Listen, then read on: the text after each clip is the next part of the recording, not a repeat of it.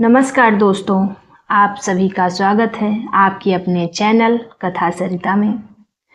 आज हम आपको जानकारी दे रहे हैं भगवान सत्यनारायण की पावन कथा के बारे में। जो भी इस कथा को सच्चे मन से सुनता है उसके जीवन के सभी दुख दूर हो जाते हैं और घर में सुख समृद्धि आनी शुरू हो जाती है। इस कथा को शुरू करने से पहले आप सभी से निवेदन है कि अपने मन को शांत करें और भगवान का स्मरण करें। तो आइए श्रद्धा और भक्ति के साथ कथा का आरंभ करते हैं। दोस्तों, आज वीडियो स्किप बिल्कुल मत करिएगा। आज की यह कथा बहुत ही चमत्कारी है, अंत तक जरूर सुनिए और कमेंट में ओम नमो भगवते वासुदेवाय जरूर लिखें।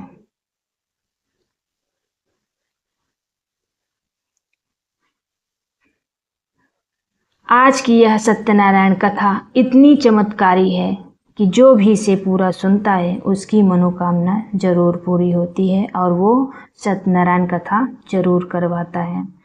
तो दोस्तों, चलिए हम आपको बताते हैं कि कथा कब और क्यों करवाई जाती है। भगवान श्री सत्यनारायण की कथा किसी भी दिन की जा सकती है। जरूरी नहीं है कि आपको मंगलवार या बृहस्पतिवार, ऐसे सोमवार, किसी भी दिन आप करवाओ, लेकिन कुछ समय विशेष रूप से शुभ माने जाते हैं। सबसे अच्छा है पूर्णिमा। सबसे शुभ दिन कौन सा है? पूर्णिमा होना चाहिए। पूर्णिमा का दिन भगवान विष्णु को समर्पित होता है। इस दिन कथा कराने से विशेष फल मिलता है। माना जाता है कि इस दिन की गई कथा से घर में सुख शांति आती है, धन समृद्धि बढ़ती है। तो दोस्तों, अगर आप लोग हर पूर्णिमा को कथा नहीं करा सकते तो एक तो जरूर ही करा सकते।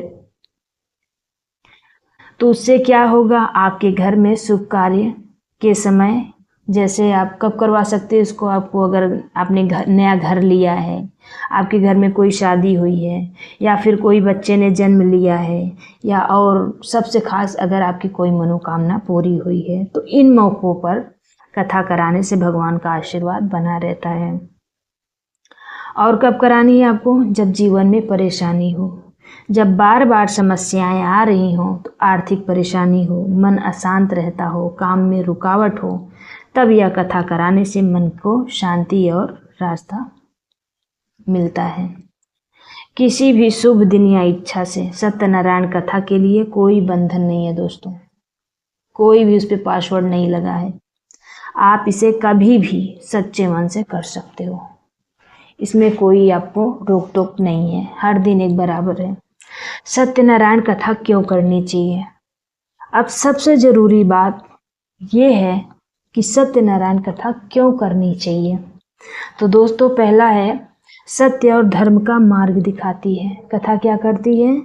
यह कथा हमें सिखाती है कि हमेशा सत्य बोलो, ईमानदारी से जीवन जियो। जो व्यक्ति सत्य के मार्ग पर चलता है, भगवान उसकी हमेशा रक्षा करते हैं। माना जाता है कि जो व्यक्ति श्रद्धा से कथा कराता है उसकी सारी इच्छा भगवान जरूर पूरी करते हैं। आज की भाग दौड़ भरी जिंदगी में मन बहुत अशांत रहता है। यह कथा सुनने से मन शांत होता है, चिंता कम होती है। कथा करने से घर में सकारात्मक ऊर्जा बढ़ती है, घर में धन और खुशियों का आगमन होता है। सबसे बड़ी बात यह है कि इस कथा से भगवान स्वयं प्रसन्न होते हैं और अपने भक्तों पर कृपा बरसाते हैं। तो दोस्तों, कैसी लगी आपको यह जानकारी? हमें कमेंट में ज़रूर बताएं। और आपको कथा में प्रसाद के लिए क्या करना है, आप कुछ फ्रूट्स वगैरह ले सकते हो और इसमें आटे का भुना हुआ, जिसको पंजीरी बोलते हैं, वो प्रसाद के रूप में उसमें उसको घी में भूजना होता है। उसके बाद उसमें शक्कर मिला करके आप पंचमेवा डाल करके प्रसाद तैयार कर सकते हो। बतासा ले सकते हो आप, या फिर लड्डू मिठाई जो आपको ठीक लगे ले सकते हो। आपको पंचामृत बनाना है। और दोस्तों, कुछ लोग क्या करते हैं, सूजी भून करके जो है उसका प्रसाद करते हैं, लेकिन सूजी नहीं, इसमें आटा चाहिए होता है। भगवान श्री सत्यनारायण का प्रसाद है, इसमें आटा चाहिए होता है, फूल पुष्प होता है। बाकी इमेज में तो आपको दिख ही रहा है कि केले का पत्ता वगैरह सब कुछ लगता है इसमें, वो तो पंडित आपको बता ही देंगे अगर आप कथा करवाओगे तो। और पंचामृत आपको बनाना है दोस्तों, और पड़ोसियों को भी बुलाना है, जैसे पूजा के लिए आप न्योता दे सकते हैं। और आपकी सच्चे मन से पूजा अगर कंप्लीट हो गई है तो आप जो है प्रसाद करके चढ़ा करके भगवान का जो है आरती ले सकते हैं। उसके बाद आपका कथा अगर समाप्त हो जाए दोस्तों, आपकी जो भी मन्नत हो भगवान से मांगो, और पूरी हो गई है तो अच्छी बात है, फिर भी आप कथा करा सकते हो। और आपको कथा कब कब करानी है, कोई बच्चा आपके घर में नया मेहमान आया हो तो आप करा सकते हो।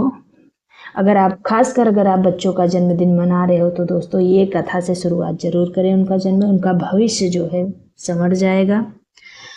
और अगर आपने कोई नया दुकान या नया ऑफिस खोलने की सोच रहे हैं तो दोस्तों वहाँ पर भी ओपनिंग करने से पहले भगवान श्री सत्यनारायण की कथा जरूर करवाएं।